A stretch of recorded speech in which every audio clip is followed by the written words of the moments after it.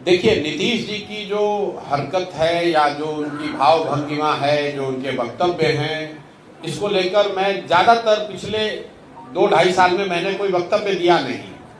सबसे पहले नीतीश जी के स्वास्थ्य को लेकर टीका टिप्पणी उन्हीं के सहयोगी भाजपा के सुशील कुमार मोदी जी ने शुरू की।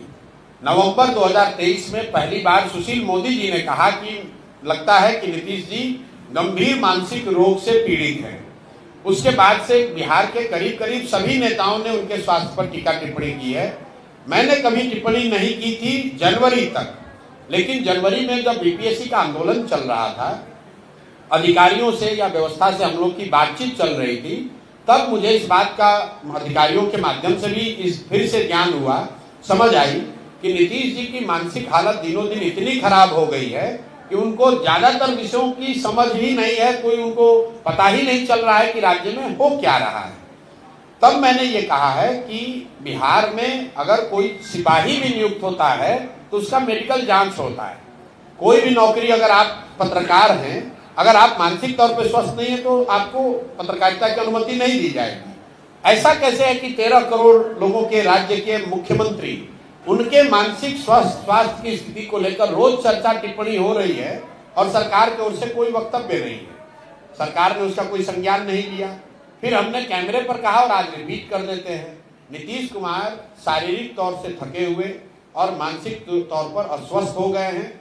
और अगर इसका प्रमाण आपको जानना है तो खाली आप खड़े होकर नीतीश कुमार जी से उनके मंत्री परिषद के सदस्यों का नाम पूछ लीजिए। नीतीश कुमार की मानसिक हालत आज ये है कि वो अपने मंत्री परिषद के साथी मंत्रियों का नाम तक नहीं जानते हैं, नहीं याद है उनको, और उनके भरोसे 13 करोड़ लोगों का जीवन छोड़ा हुआ है। तो नीतीश कुमार जी की तो गलती है ही, उन्हें इस्तीफा देना चाहिए क्योंकि वो स्वस्थ नहीं है। लेकिन उससे भी बड़ा दोष उनके सहयोगी दल भाजपा का है, क्योंकि ये नहीं संभव है कि देश के प्रधानमंत्री और गृह मंत्री को ये पता नहीं है कि मुख्यमंत्री नीतीश कुमार की मानसिक हालत या उनकी स्वास्थ्य की स्थिति क्या है।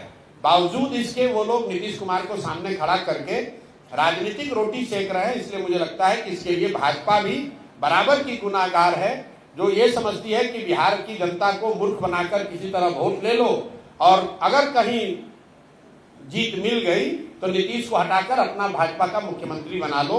ये उनकी रणनीति है। इसलिए मुझे लगता है कि नीतीश जी तो बीमार है ही, लेकिन उस बीमार व्यक्ति को जनता के ऊपर थोप के रखना, मुख्यमंत्री बनाए रखना, इसका ये जो गुनाह है ये भाजपा कर रही है और भाजपा के लोगों को इसका जवाब देना चाहिए। बेटा को भी लाने का चर्चा नहीं, देखिए, बेटे को लेकर मैंने कई बार कहा, मेरा अपना स्वभाव है, जो लोग राजनीति में नहीं है उस पर मैं टीका टिप्पणी नहीं करता हूँ।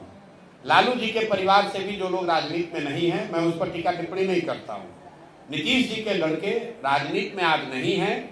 आप पत्रकार होने के नाते स्वतंत्र है उस पर विवेचना करने के लिए। मैं तभी कुछ बोल सकता हूं जब वो राजनीति में आएंगे। अभी वो राजनीति में नहीं है।